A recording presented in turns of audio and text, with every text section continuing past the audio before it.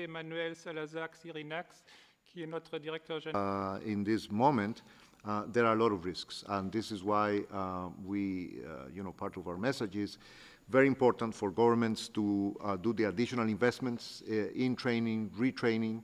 The great trap is to be out of the labor market, not to be in some training, retraining, or education, because the obsolescence of the skills is enormous. The statistics is very clear that the probability of getting a job, the probability of actually getting employed by employers is higher in the first month or two, but as you go beyond 6 months, beyond 1 year, the curve totally comes down, and there's very low probability. So you can really get trapped into a situation that affects not just your next job, but the jobs that you can have in the future. Little table. It's not even a table. It's just no.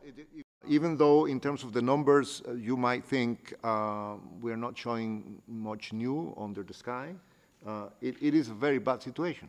And the horizon is full of dark clouds for young people. Unfortunately, of course, the labor market doesn't respond immediately to good news on the economic front. So even if there were good news, much better than we're having on the economic front, many of these trends are structural. We also, and this is why we devoted a whole chapter on the skills mismatch. Saying, because a lot of the solutions you're talking about. I'd really like to focus on this educational divide. The educational divide not only between the developed economies and developing economies, but also within developing economies themselves. The few available good jobs are available only to those who manage to stay in the education system. And these are mostly the young people that benefit from this growing middle class.